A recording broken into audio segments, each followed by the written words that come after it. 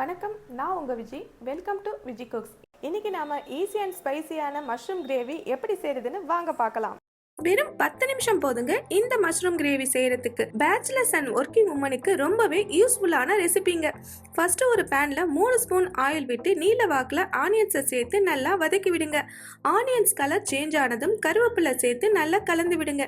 Next இஞ்சி பூண்டு paste 2 spoon சேர்த்து ஆனியன்ஸ் கூட நல்லா மிக்ஸ் ஆகிற மாதிரி கலந்து விடுங்க. இதோட ரெட்டிஷான 4 தக்காளி சேர்த்து நல்லா கலந்து விடுங்க. தக்காளி வதங்க கல் உப்பு சேர்த்துக்கோங்க. இதோட தண்ணி சேர்த்து 5 நிமிஷம் மூடி வச்சிடுங்க. இப்போ பாருங்க, கிரேவி கன்சிஸ்டன்சி வந்துருச்சுங்க.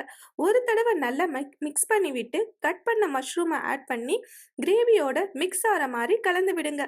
மஷ்ரூமோட தண்ணி பிரிஞ்சு வந்ததும் கொஞ்சம் தண்ணி ஆட் பண்ணி நல்லா கலந்து விடுங்க. சிக்கன் 65 பவுடர் ஆட் பண்ணி மஷ்ரூமோட நல்லா கலந்து சிக்கன் மசாலா பவுடரையும் சேர்த்து கிரேவியோட நல்லா மிக்ஸ் பண்ணுங்க. ஃபைனலாக கொத்தமல்லி தூவி 1 டைம் நல்லா மிக்ஸ் பண்ணி 5 மினிட்ஸ் பேனை க்ளோஸ் பண்ணி வச்சு ஆயில் பிரிஞ்சு வந்ததும் ஸ்டவ்வை ஆஃப் பண்ணிடுங்க. இப்போது மஷ்ரூம் கிரேவி ரெடி ஆயிடுச்சுங்க. இந்த கிரேவி ரைஸ், ரொட்டி, சப்பாத்தி மட்டும் இல்லாமல் கீ ரைஸ் புலாவ் கூட நீங்கள் சர்வ் பண்ணலாம். ரொம்ப ஈஸியாக டேஸ்டியாக இருக்குங்க.